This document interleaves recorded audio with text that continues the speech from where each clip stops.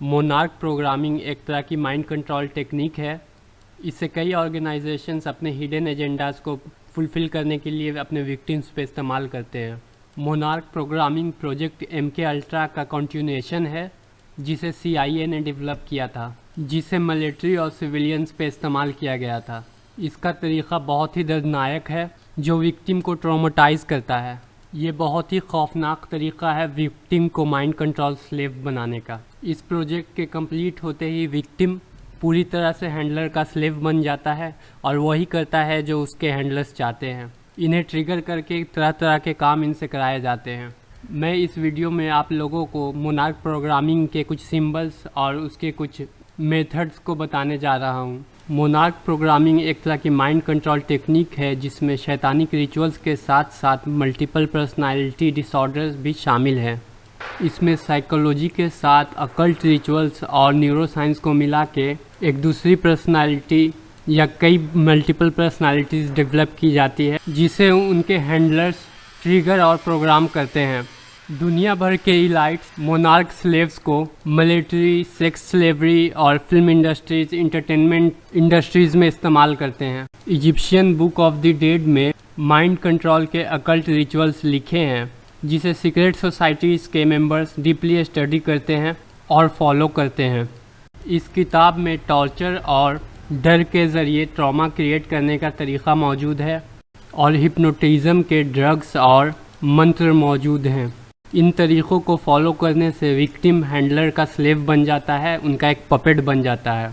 पुराने ज़माने में मोनार्क प्रोग्रामिंग को लोग काला जादू और भूत का पकड़ना कहते थे, मगर 20वीं सदी से ये काला जादू मॉडर्न साइंस का एक हिस्सा बन गया और हज़ारों की संख्या में ये मेथड इंसानों पे इस्तेमाल किया गया।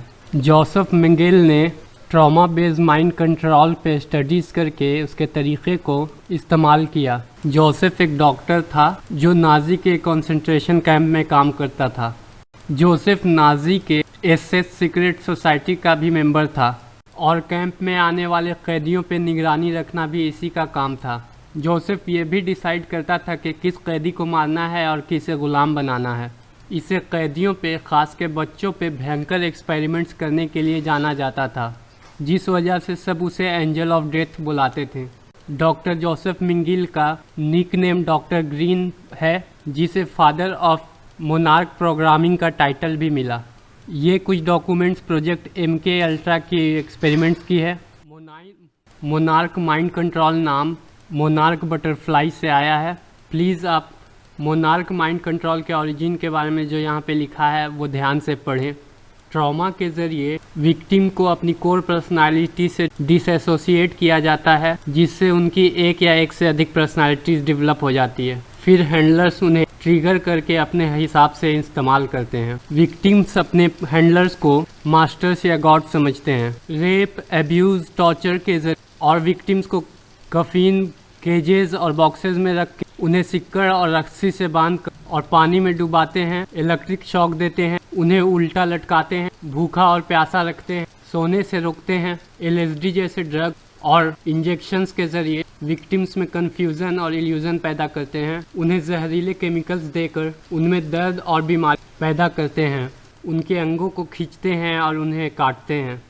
सांप, चूहे, स्पाइडर और कुछ इंसेक्ट्स को उनके बॉक्सेस में डालकर उनमें डर पैदा करते हैं। ये सिर्फ कुछ ही मेथड्स हैं जो मैंने आपको बताए हैं। इससे भी बुरे बुरे मेथड्स इस प्रोग्राम में इस्तेमाल किए जाते हैं, जिससे विक्टिम्स डर के ज़रिए अपनी कोर पर्सनालिटी से डिसोसिएट हो जाते हैं और उनकी दूसरी पर्सनालिटी आ जाती है, जो हैंडलर्स के पपेट बन जाते हैं। ये बीमारी विक्टिम के फैमिली में भी जेनेटिक्स के ज़रिए पास हो जाती है।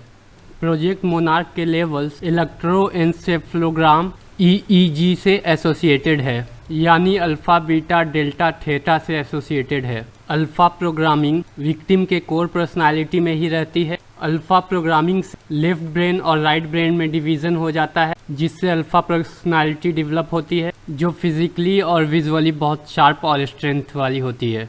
Beta programming sexual programming slave develop करता है और विक्टिम की अच्छी धारणाएं ख़त्म करता है, जिससे उनके एनिमल इंस्टिंक्ट्स और बेसिक सेक्सुअल डिज़ायर्स बहुत बढ़ जाते हैं। इस प्रोग्रामिंग का दूसरा नाम किटन प्रोग्रामिंग भी है, जिसे ज़्यादातर फीमेल सेलिब्रिटीज़, एक्ट्रेस, मॉडल्स पे इस्तेमाल किया जाता है।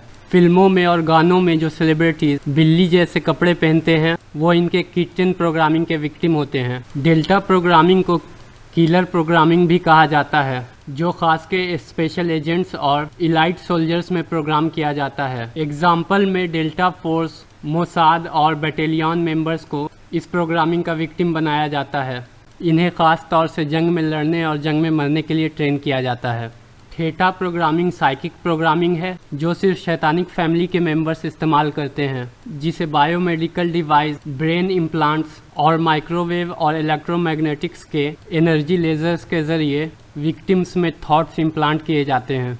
1947 से पूरी दुनिया में CIA के ज़रिए ये माइंड कंट्रोल प्रोग्राम्स इस्तेमाल हो रहे हैं। 1970 में CIA ने ये एक्सेप्ट भी किया है। ये सारी तस्वीरें उन सेलिब्रिटीज़ की हैं जिन पे ये सारे माइंड कंट्रोल एक्सपेरिमेंट्स हुए हैं। किसी दिन मैं इनके सिंबोलिज्म पे डिटेल में वीडियो बनाऊंगा, जिसके बाद आप समझ पाओगे कौन कौन इनके माइंड कंट्रोल का विक्टिम है।